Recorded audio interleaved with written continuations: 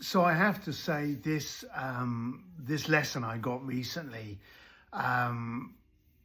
taught me a bit, because quite simply I felt as though I was being a bit of a prick before it came about. But in the hospital is a biopsy area, and it's where I go for my tests and my biopsies. And it's just a typical hospital reception room, and it's got a whole bunch of reception desks and chairs. And it's very, very nice. But at the end of it is a shop. It's a little store, and it sells wigs and everything. And I remember when I first started turning up there latter on part of last year, I used to giggle with Claire going, oh, what would you think? I'll have to go and get one of those, and oh, that'd be funny. And I ridiculed it. Now, of course, you go through chemo. I haven't been through radiation, but you go through radiation, and those two things make people lose their hair. And in the hospital that I'm in, thankfully, I'm on the other side, we believe, but a lot of people are not, and some people will never come out. And something came to me that I would be sitting in this room, and it was only a couple of days ago.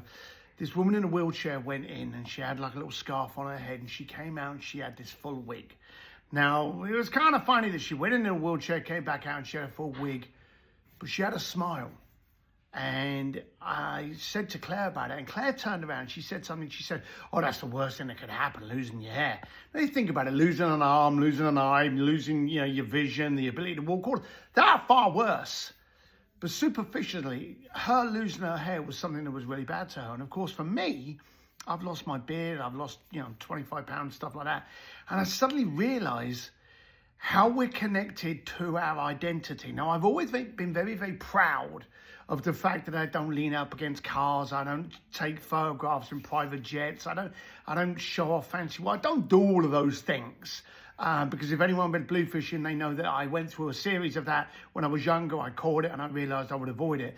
But even though I didn't have that, I was still the guy that rode motorcycles, drank old fashions, and had a goatee. And then this came along, and it removed that. It removed my identity. I can't ride motorcycles. I can't drink alcohol. And lo and behold, I don't have a goatee. I lost my identity. And in that arena, a lot of people would go and get wigs. And I've been going back there, and I've seen predominantly ladies going in there, but I've seen guys go in there as well. And they've been holding on to their hair as their identity. But then it struck me, we're worse than just this situation. You speak to someone on the street, hey, how are you? What do you do? They don't go, oh, I play with the kids, I love my wife, and I love going out for a good meal. They go, hey, I'm in marketing, I'm a plumber, I'm a roofer. We basically repeat our business card. Our identity is attached to what we do. And 9 times out of 10, we do what we do to be able to do what we want to do. Our identity is not set in stone that we do finances. It's not set in stone that we do plumbing. Those are the things that we do to generate an income so that we can have fun. So I remember when I was involved in Bluefish and how many times that concierge firm was tied to my identity. And I remember when getting rid of it, at the time I was thrilled because I was unshackling myself from something I didn't want to do anymore. So the question is, I'm learning this important lesson here about where my identity is tied to, but where's yours? Is it attached to that fancy watch? Is it attached to your business card? Is it attached to your job? And if it is, then what happens when you lose that watch? What happens when, something happens to that industry and no longer you're in that position?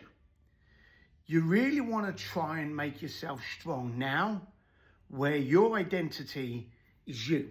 What you stand for, what you believe in, what you're strong in, not the superficials, not the silly goatee beard and stuff like that. And again, I'm doing these videos to help me face quite simply what I'm scared of sometimes, but also get you to think, hang on a minute, my identity is kind of like my briefcase and my fancy car.